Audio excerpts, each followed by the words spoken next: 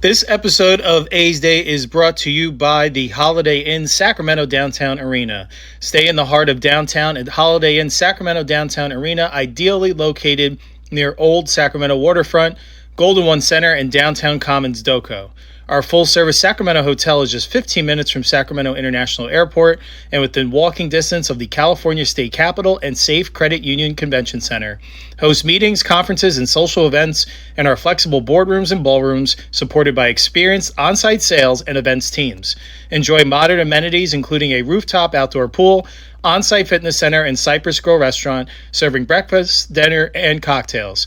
Guest rooms and suites feature comfortable workspaces, contemporary amenities, and city views, making them ideal for both short stays and extended visits. Whether you are attending an event, planning a meeting, or exploring Sacramento dining, entertainment, and cultural attractions, our downtown location keeps you close to it all.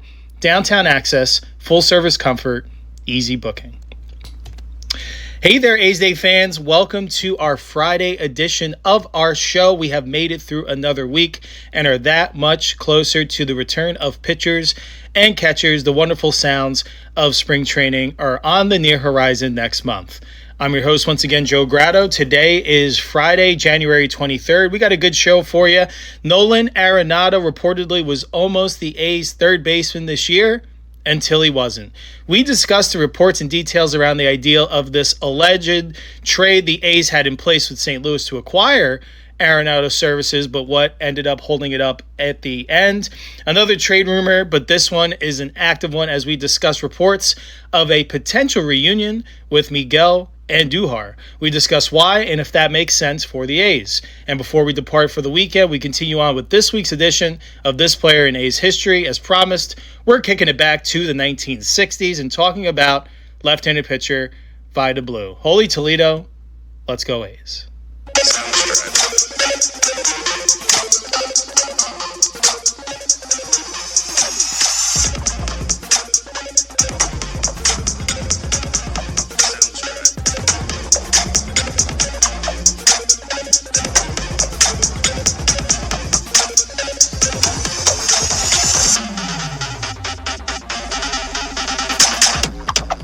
All right there, A's Day fans. Thank you again for tuning in to our Friday edition of A's Day. Appreciate you tuning in to kick off your weekend with us, hearing our thoughts on everything going on in athletics baseball. Before we roll on with today's show, just want to continue to provide friendly reminders of where you can enjoy all of our content. Be sure to continue to listen to A's Day on your favorite podcast platform, whether that is Apple Podcasts, Spotify Music, iHeartRadio, Amazon Music, Podbean, so many more that seem to pop up. You'll be able to continue to listen to our audio episodes that are provided around 2 times per week. That number will increase once the season begins. Additionally, be sure to follow along our content on our social media channels, on Instagram at A's Day Baseball Podcast, on X, formerly known as Twitter at A's Day Baseball, and be sure to check out our YouTube channel for video editions of our podcast episodes, as well as professional baseball player interviews and baseball destination city virtual guides and so much more, as we have so much lined up for 2026, including a lot going on in our Bases, Barrels, and Ball Players podcast, but then we will have some announcements of some upcoming content creation trips for A's Day as well. You'll have to stay tuned to find out. So be sure to check out our YouTube channel at A's Day, because we truly are making 2026 a big one and are going to have so much entertaining content for you, the lovely audience, to be able to enjoy. And to become an official subscriber of A's Day, check out our Patreon site, patreon.com/A's Day. For just $2 a month, you'll be entered to win monthly A's Day t-shirts, A's autographed memorabilia, future A's game tickets, and so much more, as we are able to grow this platform collaboratively. All right, let's start with our first topic of discussion. So there was a report that came out that there was a trade framework in place between the A's and the Cardinals to acquire Nolan Arenado's services. The Arenado trade saga in St. Louis did come to a close last week, but the A's were not the recipient. It came to a close when he was dealt to the Arizona Diamondbacks in exchange for salary relief and minor league right-handed pitcher Jack Martinez. Rosenthal, according to a report from Ken Rosenthal of The Athletic, he reports that the Athletics not only pursued Arenado in a trade with St. Louis, but that the sides actually had a deal in place that would have sent Arenado to the West Coast.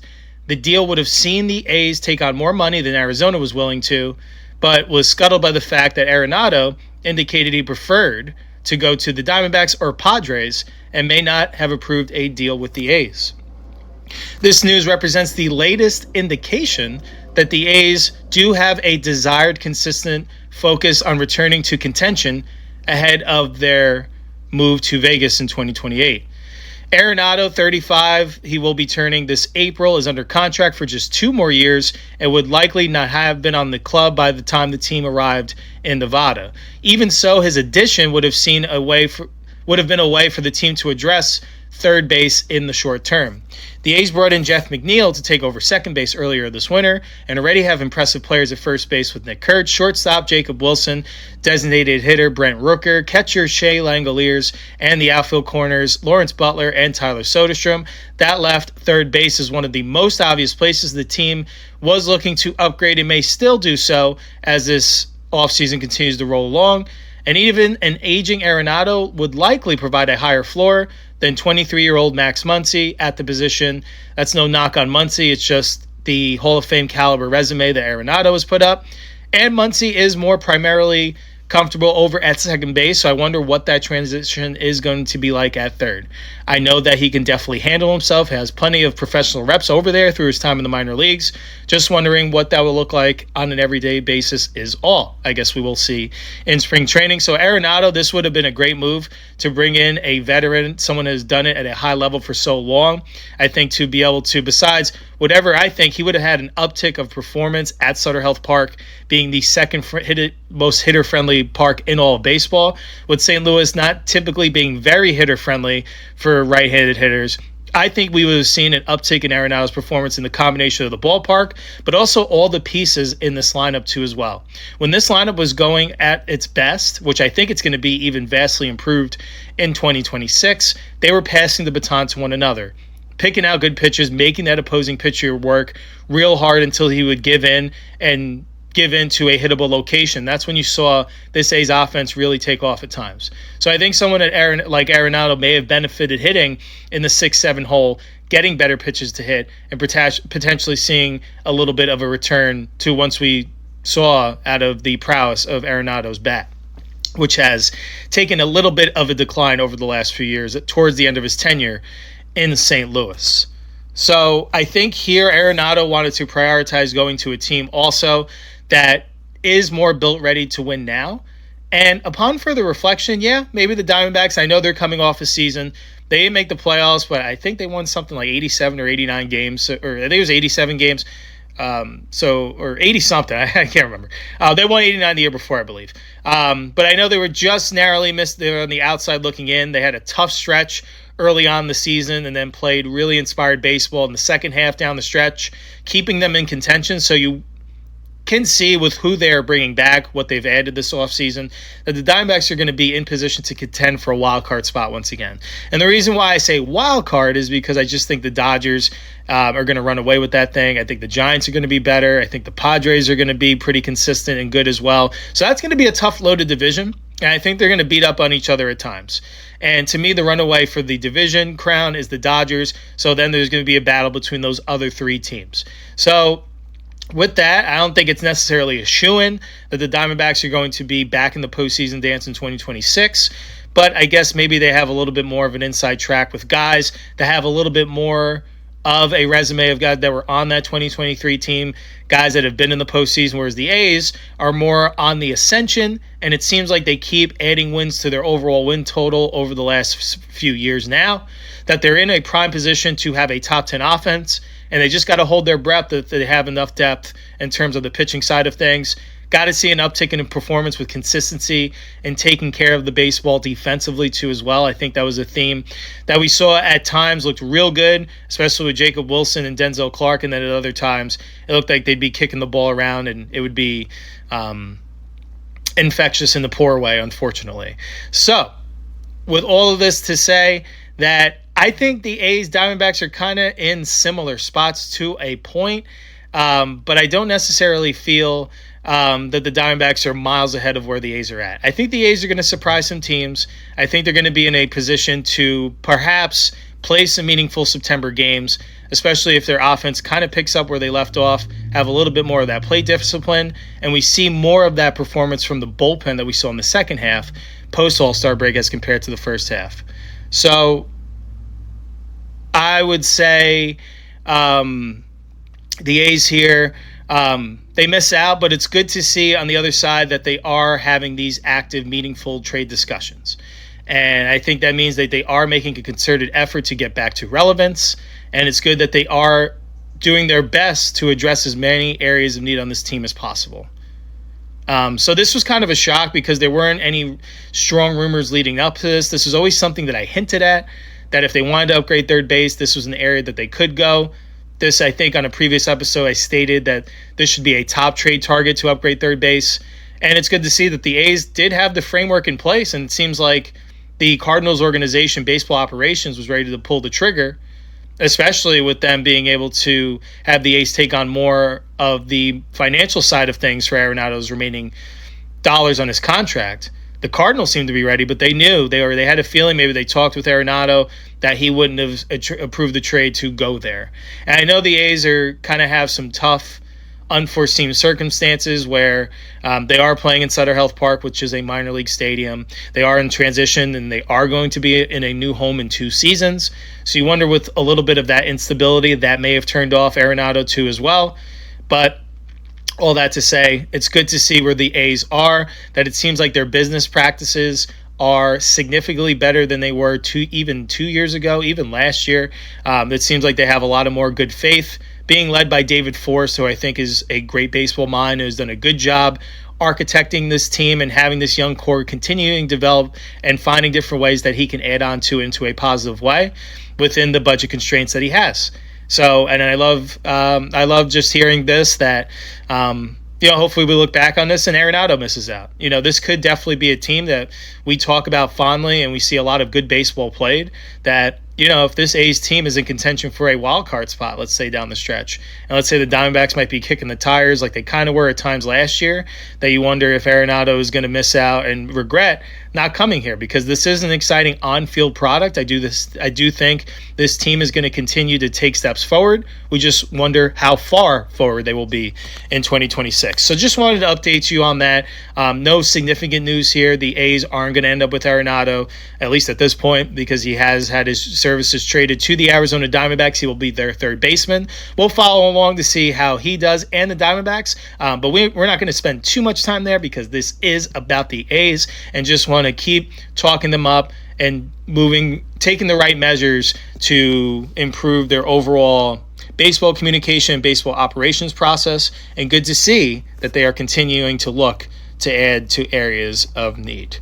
All right, moving along, let's talk about the next. This is a trade rumor that is out there, another one, but this one is still active because this player hasn't been moved as of the time of recording.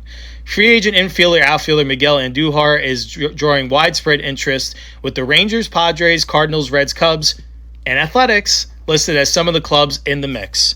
Andujar, who is going to be turning age 31 in March, is coming off his best season in years. He missed a little over a month due to an oblique strain, but got into 94 games split between the A's and Reds after a deadline trade. He generally puts the ball in play a lot, avoiding both strikeouts and walks, and that continued to be the case last year. In his 341 plate appearances, his 5% walk rate was quite low, but he was also only struck out at a 14.4% clip.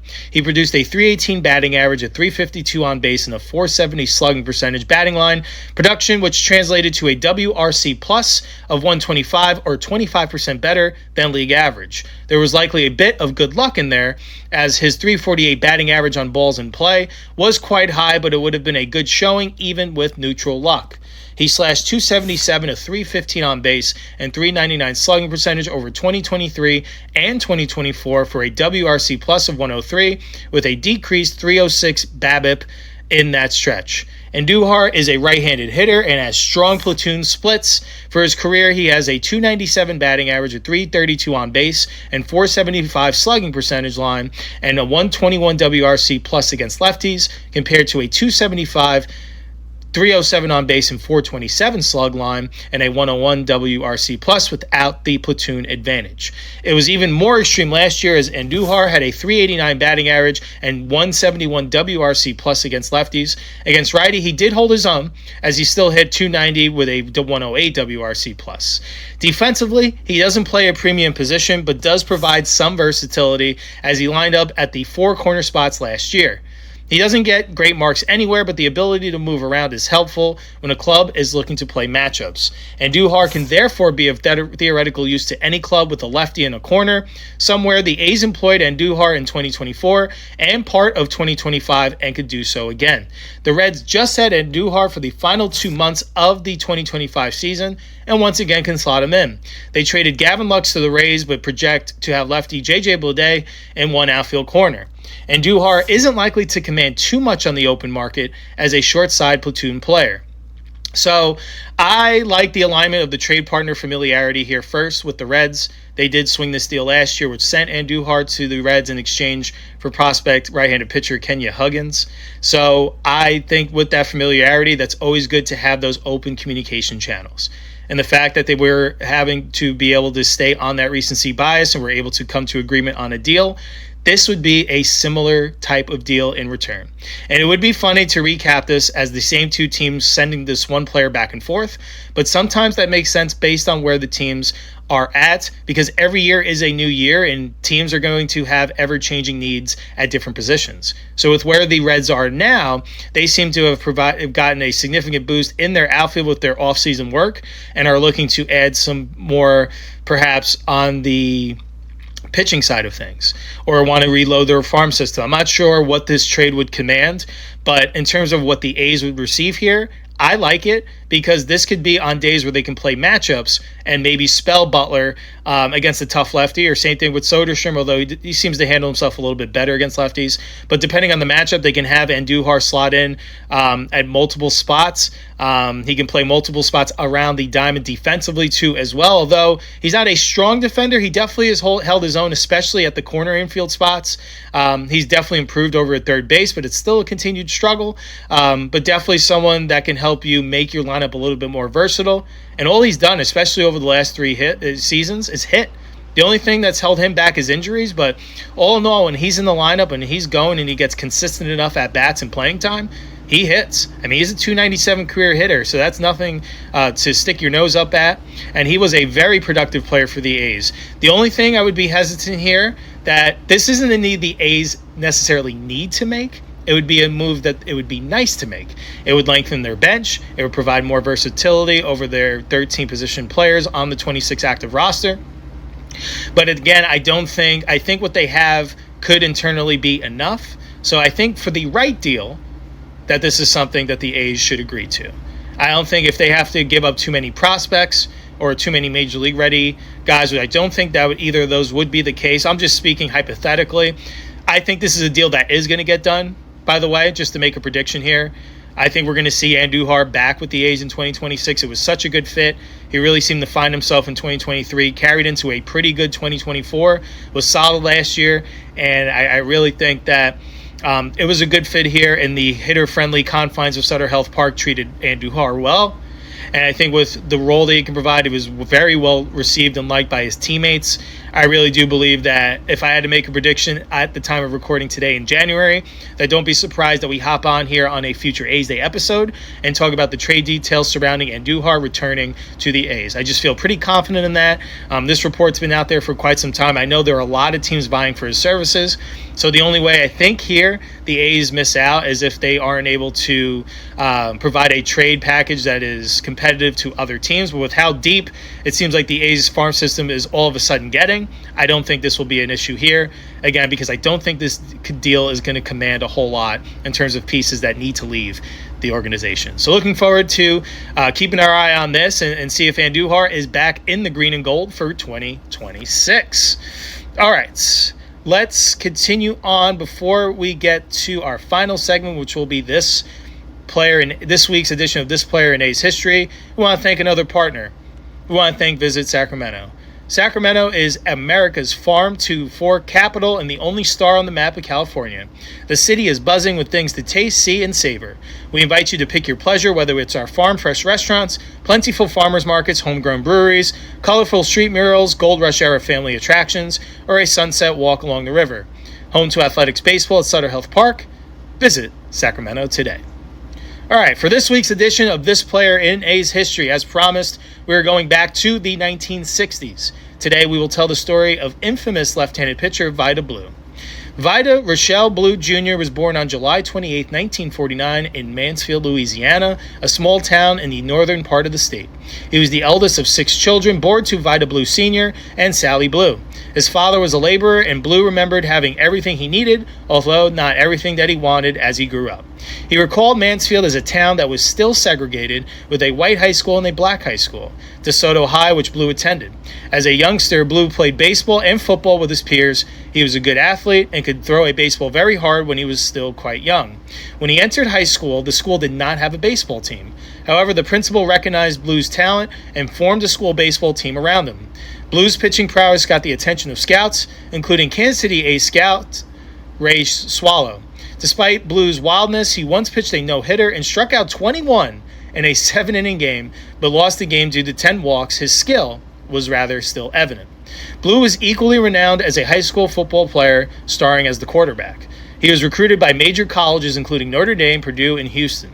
Houston was recruiting Blue to play quarterback at a time when there were no African Americans playing quarterback for major colleges.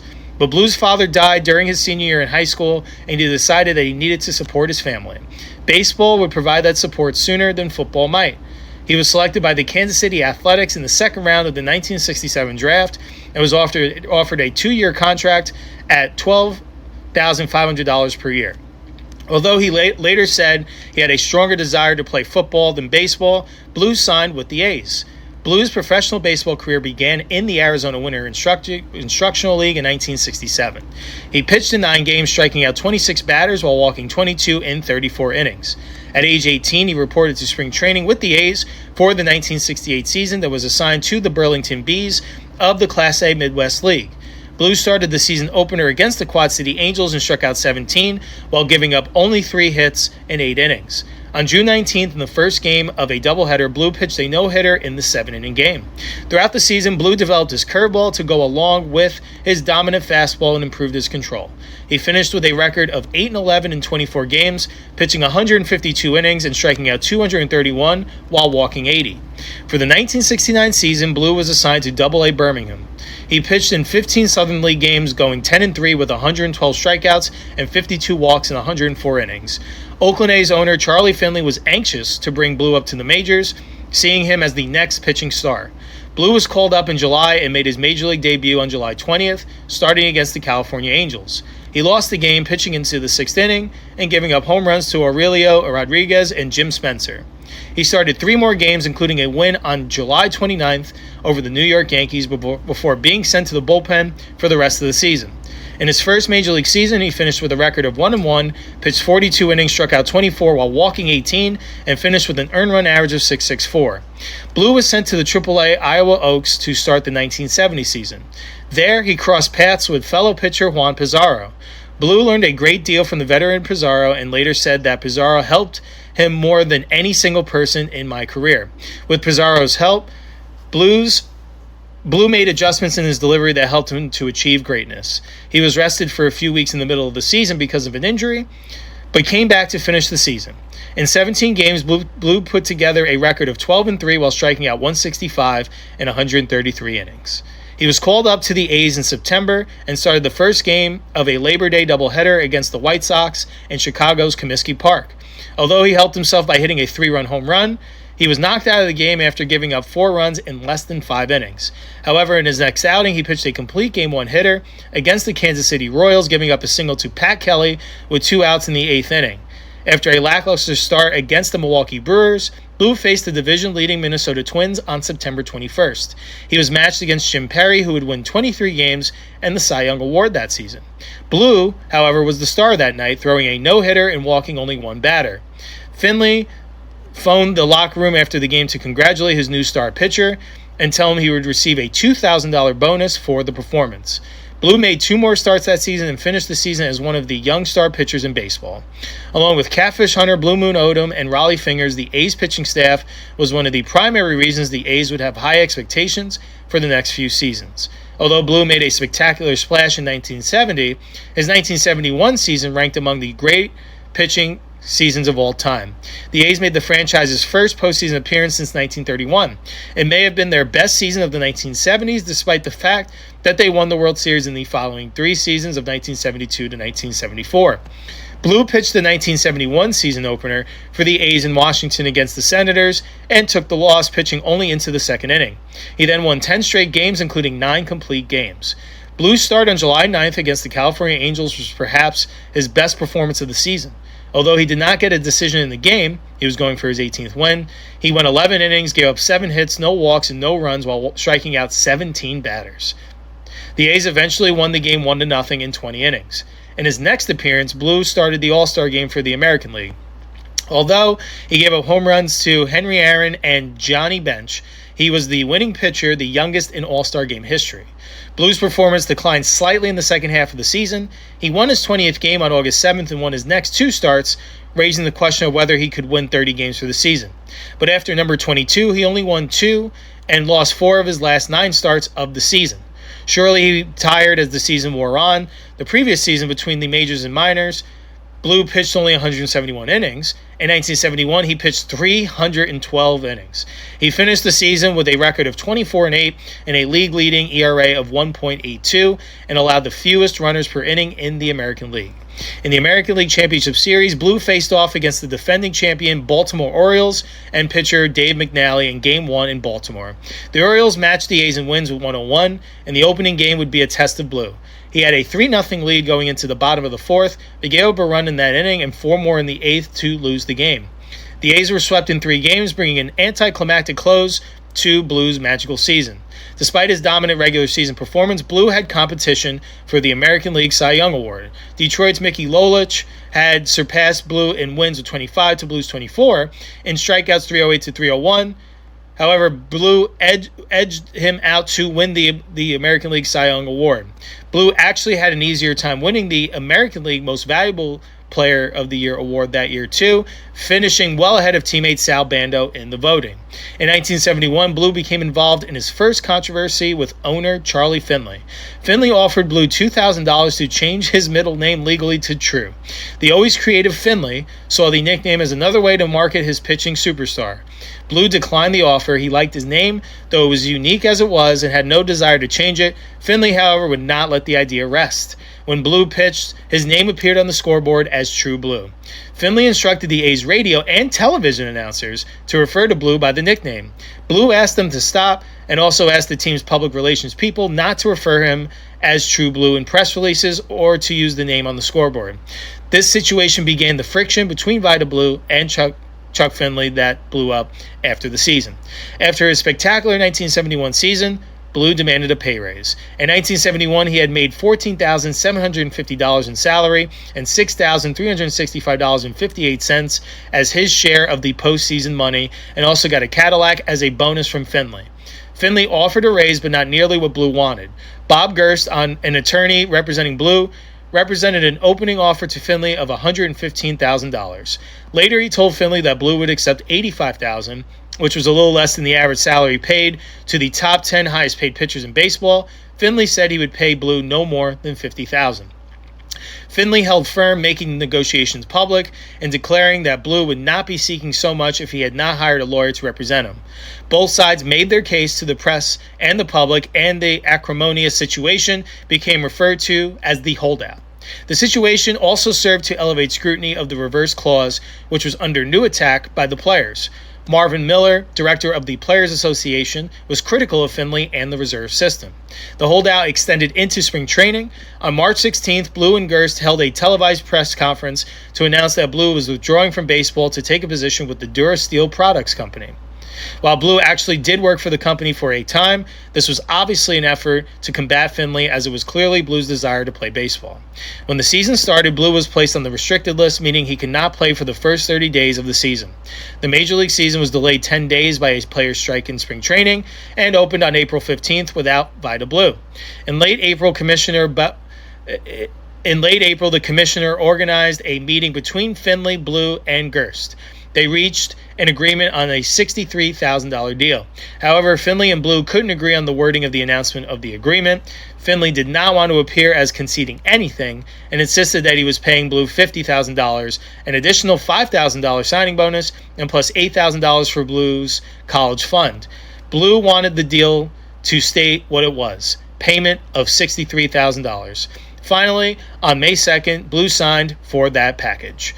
Although Blue had missed only 18 playing days, he had not been conditioning and practicing as he would have during spring training and was not ready to pitch.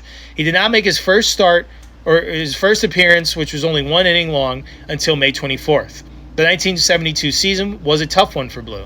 Although he did post a relatively good ERA of 2.80 and allowed only 165 base runners in 151 innings, he finished with a disappointing record of 6-10. His team, of course, won the American League West and faced the Detroit Tigers in the ALCS. Blue pitched exclusively out of the bullpen, pitching middle relief in games 1, 3, and 4. In each appearance, the games were in the balance, and Blue acquitted himself as well. In the 5th and decisive game, Blue relieved Blue Moon Odom in the 6th inning of a 2-1 game and pitched the final 4 innings for the save. In the World Series against the Cincinnati Reds, Blue pitched in relief in Game 1, picking up the save as well as in Games 3 and 4. With the A's leading 3-2, he started Game 6. He was not as sharp as a starter as he had been in relief and allowed 3 runs, including a Johnny Bench home run in 5 2/3 innings, and took the loss. The A's won Game 7 3-2. In 1973, Blue returned to form as an all-star caliber pitcher. He went 20-9 with an ERA of 3.28. While he was not the power pitcher he was in 1971, striking out 158 and 263 2/3 innings, he was described by many as a smarter pitcher. For the first 4 months of the 1973 season, Blue pitched well but was often inconsistent. He hit his stride in August, winning 6 straight starts, including 4 complete games. He put together another streak of 5 consecutive wins in September, helping to lead the A's to a division win over the Kansas City Royals.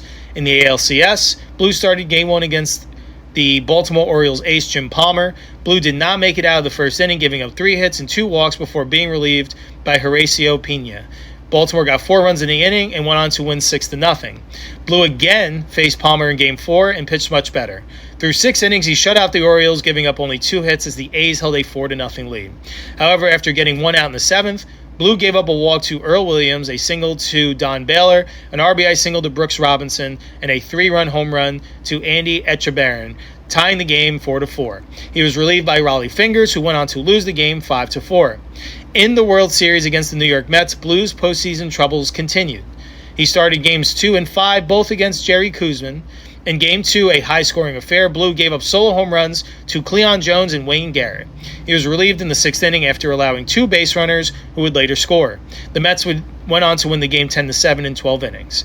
In Game 5, Blue gave up 2 runs in 5 2/3 innings and lost to Koosman, who with reliever Tug McGraw shut out the A's 2-0. The A's would go on to win the World Series, softening the effects of Blue's lackluster postseason pitching.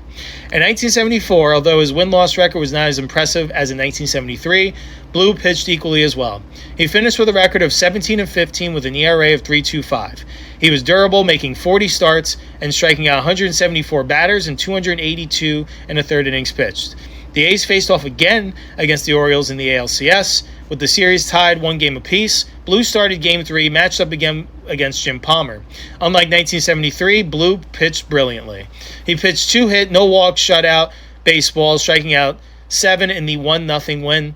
In the World Series against the Dodgers, Blue started Games 2 and 5, matched up against Don Sutton in both games. In Game 2, he was bested by the Dodgers, giving up a run in the 2nd and a 2-run home run to Joe Ferguson in the 6th, taking the 3-2 loss.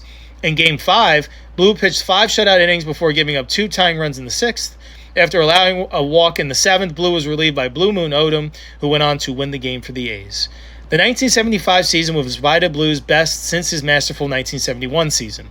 He started the All-Star game and finished the season with a record of 22-11 and an ERA of 3.01. With the departure of Catfish Hunter to the Yankees, Blue and Ken Holtzman starred on the A's pitching staff and helped to lead the A's to their best record since 1971. Among his pitching highlights that season, Blue was the starter and one of 4 A's pitchers to pitch a combined no-hitter against the California Angels on September 28th in the last game of the season. However, after 3 straight World Series championships, the A's were swept in the ALCS by the Boston Red Sox. Blue started Game 2 against Reggie Cleveland. He gave up a 2-run home run in the 4th inning to Carl Yastrzemski and 2 more hits before being relieved. Although he had 10 more seasons in the major leagues, this was Blue's last postseason appearance. Over his career, his postseason numbers were unexceptional, with a record of 1-5 and an ERA of 4.31 in 17 appearances. The 1976 was another controversial year in Blue's career, although the controversy was not of his doing, starting with the departure of Catfish Hunter to the Yankees before the 1975 season and the trade of Reggie Jackson and Ken Holtzman to the Orioles. Before the 1976 season, the dynastic A's were being dismantled. Through mid-June, the A's were in 5th place in the West Division, 11 games behind the Royals. Blue had a record of 6-6 in 15 starts with an ERA of 3.09. Then, just a few hours before the June 15 trade deadline, Charlie Finley announced that he was selling Blue to the New York Yankees for $1.5 million and Joe Rudi and Rollie Fingers to the Red Sox for $2 million. However, the transactions were held up by the commissioner. They battled over a number of issues over the years, but this event brought their rancorous relationship to a breaking point. On the 18th, it was announced that the sale of the 3 players would not be in the best interest of baseball and disallowed them. Blue thus remained with the A's. However, with all the legal threats made by Finley after the ruling, Blue did not pitch again until July 2nd. Both he and the A's improved over the remainder of the season. Blue finished 1976 with a record of 18-13 and an ERA of 2.35, and the A's finished in 2nd place, 2.5 games behind the Royals. In 1977, the team was truly dismantled not by Finley's actions, but by his inaction in signing his players, who were now eligible for free agency. Joe Rudi, Rollie Fingers, and Sal Bando, who had all been with the team throughout the championship years, left the A's via free agency. However, Blue had signed a 3-year contract before the trade to the Yankees and was ineligible for free agency. The 1977 season was a forgettable one for Blue. He led the league in losses and with a record of 14-19 and along with an ERA of a 3.83. The A's finished last in the American League West, behind even the expansion Seattle Mariners. During 1978 spring training, Blue was traded to the San Francisco Giants, giving him a new opportunity. For Blue, the A's got 7 players and $300,000. The new environment with the Giants and distance from Charlie Finley helped to restore his career as he became the ace of the Giants pitching staff. Blue would go on to pitch 8 more seasons, with 6 of them staying in the Bay, joining the Giants rotation across 2 separate stints, and 2 seasons with the Kansas City Royals, earning 3 additional All-Star selections along the way. Although he was only 28 years old and his career would extend on for several years, 1978 was Blue's last great year. In 1979, he and the Giants saw a significant decline. In the strike-shortened 1981 season, he went 8-6 with a 2.45 ERA. It was the first full season in Blue's career in which he did not win 14 or more games. He did pitch and get the win in the All-Star game, becoming the only pitcher to win the game for each league. On March 30th, 1982, at the end of spring training, Blue was traded with another player to the Kansas City Royals for 4 players. He pitched pretty well for the Royals with a record of 13-12, an ERA of 3.78, and led the pitching staff in strikeouts. He did fade at the end of the season. After throwing a 1-hitter against the Mariners on September 13th, Blue started 4 more games, losing his last 3 decisions while his ERA grew from 3.36 to 3.78. In 1983, Blue struggled mightily. After 7 starts and a record of 0-3, he was relegated to the bullpen. He stayed in the pen and made spot starts, but did not pitch well in either role. With a record of 0-5 and an ERA of 6.01, he was released by the Royals on August 5th. At the time, Blue's problems on the field paled in comparison with his problems off the field. Blue and Royals teammates Willie Wilson, Jerry Martin, and Willie Mays Aikens were implicated in buying cocaine. Blue pleaded guilty to cocaine possession and served 81 days in prison. On December 15, 1983, he was suspended for a year by the league. He was out for the 1984 season. Then after being reinstated, he signed with the Giants in the spring of 1985. Considering that he had missed the full season, Blue pitched respectively as both a starter and reliever, going 8-8 with a 4.47 ERA in 1985. In 1986, he returned to the Giants, pitching exclusively as a starter, and went 10-10 with an ERA of 3.27. Blue was a free agent after the season and signed with the A's for 1987, but abruptly retired during spring training. It was rumored that he had tested positive for drugs and retired rather than face another possible drug suspension. In announcing his retirement, Blue suggested that he still struggled with drug addiction, stating, "I reached the point where I had to choose between baseball and life." He indicated that he had struggled with substance abuse for much of his career. "Along with all the glory that I had achieved, there was a growing darkness reaching for me, and the light began to dim as early as 1972. It makes one wonder what his career could have been if not for his struggle with drugs." In 1992, Blue became eligible for election to the Baseball Hall of Fame. He received a modicum of support in the 4 years he was considered, with his highest vote total, 8.7%, occurring in 1993. He was automatically removed from the ballot in 1985 because of his low vote totals. Some have wondered why Blue did not receive more serious consideration for the Hall of Fame, considering that his career numbers are quite similar to those of his former teammate, Hall of Famer Catfish Hunter. Perhaps the negative impressions created by his drug problems led to his lack of consideration. Regardless of his worthiness for the Hall of Fame, Vida Blue was one of the top pitchers of his time. Blue finished his career with 3 20-win seasons, a Cy Young Award, a 6-time All-Star selection, an MVP award, and a 3-time World Series champion in his 17-year Major League career. After retirement, Blue retained a close association with baseball. He played in the Senior Professional Baseball Association in 1989 and 1990. He became active in philanthropic work and spoke to a number of audiences about his struggle with substance addiction. Most recently, Blue served as a television analyst for the San Francisco Giants.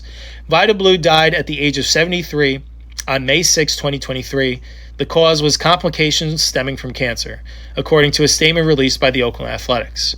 Over the course of his 17-year career, Vida Blue pitched in 502 games with 473 being starts. He assembled a 209 and 161 win-loss record with a 3.27 ERA. He pitched 3,343 in the third innings pitched, 1,185 walks, 2,175 strikeouts, and pitched to a 1.23 whip. As in terms from the A's scope, he pitched 9 seasons with the A's, 273 games, 262 of them being starts, 124 and 86 win-loss record with a 2.95 career ERA, and 1,945 and 2/3 innings pitched. He issued 617 walks, 1,315 strikeouts, and a 1.17 whip. Here's how he ranks in terms among the pantheons of A's players in franchise history. His 124 wins is 8th in franchise history. His 2.95 ERA is 10th. His 262 games started is 6th. His 105, 105 complete games, that's unheard of, is 9th. 28 shutouts is 5th. 1,945 and 2/3 innings pitched was 7th. 1,315 strikeouts was 6th, and his 1.17 whip was 6th in franchise history too as well. So it was an absolute pleasure getting to talk about one of the greatest pitchers in A's franchise history and one of the game's greats during his time while he played too as well. Definitely was a pleasure exploring how good he truly was. Definitely heard of the name for sure, a unique name in baseball, but then when I got to dive in to this research and learn more about Vida Blue and his journey, it really stood out to me how great he truly was for quite some time too as well. I mean, some of those ERAs that were considered on the lesser end would be begged for by more than half the league this year on a year-to-year basis. So really impressive stuff. Vida Blue, a strong left-handed pitcher, was proud to win the green and gold, and a big reason why they won those 3 championships. He'll be a World Series champion forever, and hopefully throughout his life he was able to overcome that drug addiction eventually and led to a more comfortable and promising life. He was a star of his game, star of his craft, but truly was a pleasure learning more about him, and sad that he has passed as of a couple of years ago. So hopefully Vida Blue is resting peacefully, and I am glad that we are here today continuing to tell your story. So that does it for this week's edition of This Player in A's History. We had the pleasure of telling the story of Vida Blue. And that's all for this week's edition of A's Day. We appreciate each and every one of you kicking off your weekend, or whenever you're listening to this episode, hearing our thoughts surrounding the Athletics, We appreciate all of your continued support. On today's show, we discussed a report that the A's and Cardinals had trade framework in place to land Nolan Arenado to be the A's everyday third baseman. It was held up, not because of the teams, but because Arenado preferred to go to Diamondbacks or the Padres. Due to his no trade clause, he does hold that power. Most likely would have denied a trade to the A's. That is why he is not a member of the Green and Gold currently. Also, we talked about another trade rumor that is actually still active, that Miguel Andujar, there may be a reunion there in the works. The A's sent Andujar to the Reds last year via the trade for a pitching prospect. They basically may be getting him in return based on the needs of the Reds now.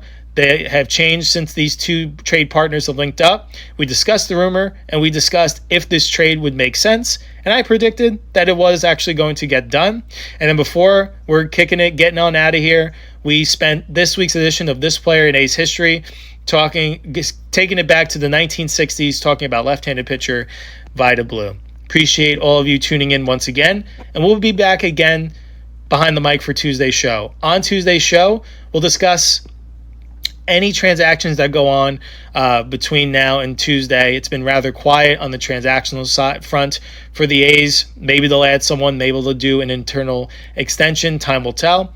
And then we are going to discuss the 2026 season, perhaps being a domino effect as they look into what lies ahead for this young ascending A's team.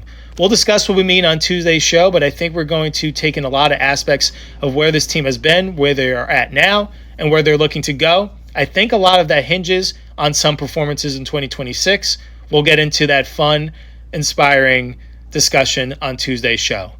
And just an additional content, if you are someone that enjoys baseball as a whole, besides just listening to our thoughts on your favorite team, the A's, if you are a fan of Major League Baseball, check out our Bases, Barrels, and Ball Players podcast. We are actually posting an interview that we're able to complete there with yours truly and former 16-year shortstop, third baseman, 1992 World Series champion of the Toronto Blue Jays, Rance Mulliniks. We completed the interview earlier this week. We are going to make it available on our audio platforms that are available on the same channels for Bases, Barrels, and Ball Players, for Apple Podcasts, Spotify, Amazon, all that stuff, and the YouTube channel there too as well. We're going to post all of that, so if you're looking for some bonus content, that's all going to be posted on Monday. Check it out. It's a great interview. I think we got a great understanding of who Rance was as a professional, but he also provides so many meaningful memories throughout his career, and even most importantly, some powerful messages for the youth generation, the next generation of this game, because that is our goal, is to grow the game to new heights. That's all I have for you. Let's get on out of here for the weekend, recharge, and come back next week for Tuesday's show, ready for a new week. And 1 week closer to spring training, we can see that light at the end of the tunnel. Once again, I'm your host, Joe Grado. Thank you so much for stopping by and spending part of your day with us here at A's Day. It's an absolute honor and privilege to talk about this exciting team. Have a good weekend, everyone, and we'll see you back behind the mic for Tuesday's show. Holy Toledo. Let's go A's.